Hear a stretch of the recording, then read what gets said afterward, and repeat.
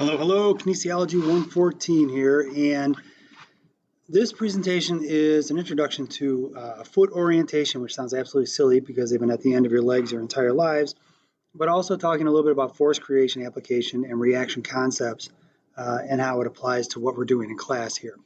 And the real big takeaway with this is you have to have proper running technique. And when you have proper running technique, there's a flight phase. You know you're off the ground for however fraction of a second it is, from right foot to left foot when you go through your strides.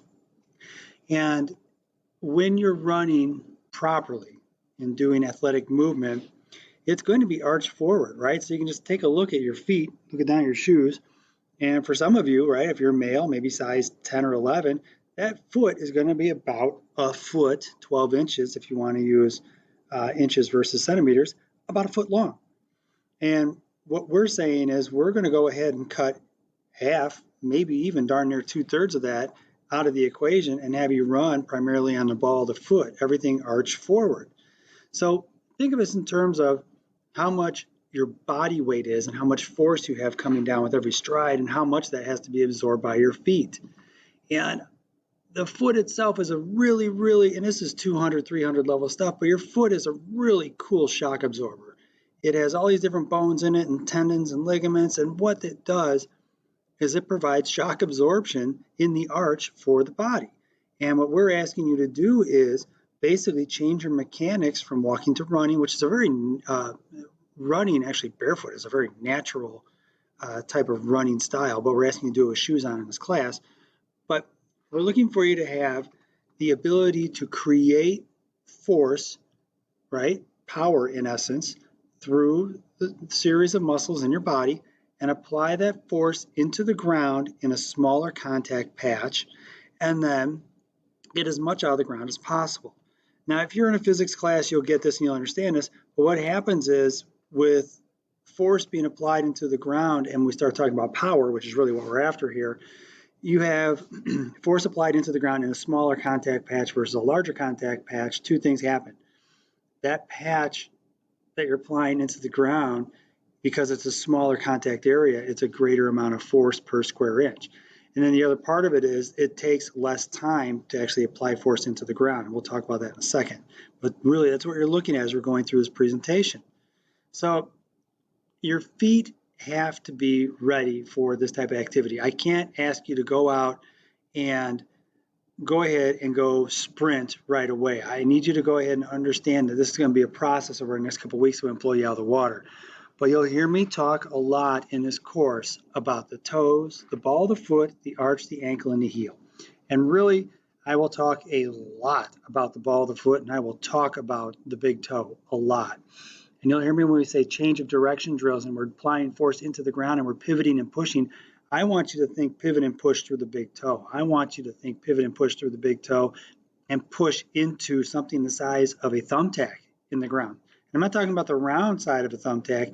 I want you pushing into the pointy side of the thumbtack. I want your body so attuned to applying force into the smallest contact patch possible.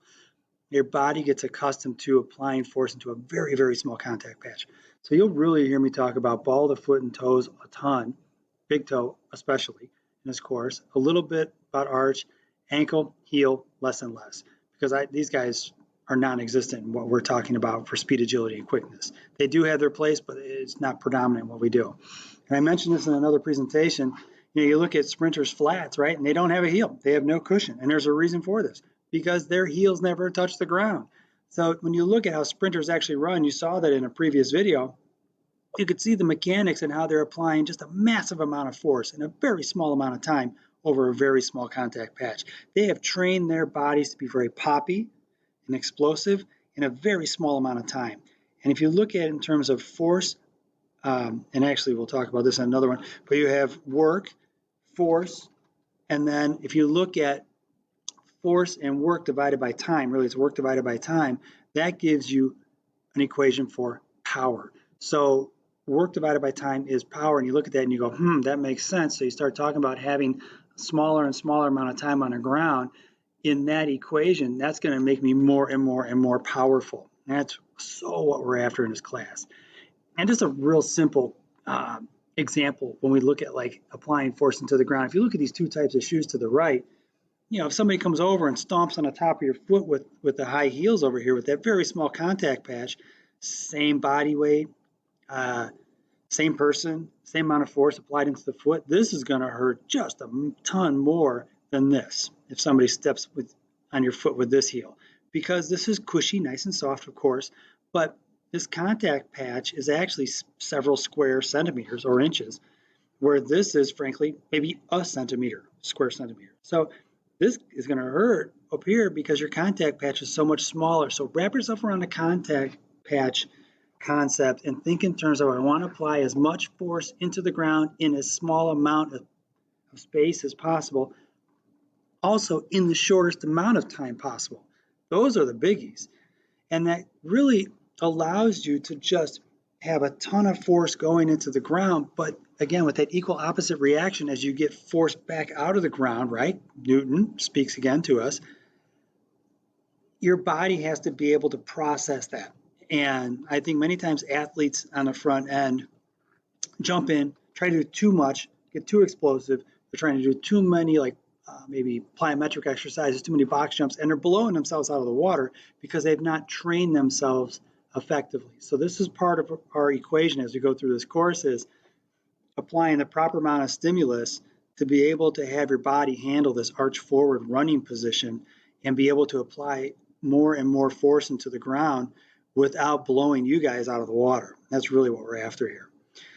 And as I mentioned earlier, you're going to get a greater amount of yield out of the ground. Yield, by that I mean you're applying force into the ground, and if you're efficient and effective at applying force out, it's going to give you an equal amount of force back out. And that will never happen. But if you're at that, your ratio will be 1 to 1, right? So really, you're looking at trying to have as much yield as possible. And that comes from just running efficiently. That comes from being very explosive and poppy. That comes from proper training. That comes from good coaching. There's a number of different things that all fall into play. But as I stress this in this class over and over and over again, as we try to translate these skills, this is key. This is crucial to athletic development. It's that power component. It really is. And so the offshoot of that is the smaller the patch on the ground, the less time you're going to spend on the ground. As I mentioned earlier, work divided by time will give you power. And you put this all together, you're going to have the greatest yield, and you're going to be super fast as an athlete and explosive as an athlete. And that's what we want as coaches, and you should want as an athlete. All right, guys, signing off.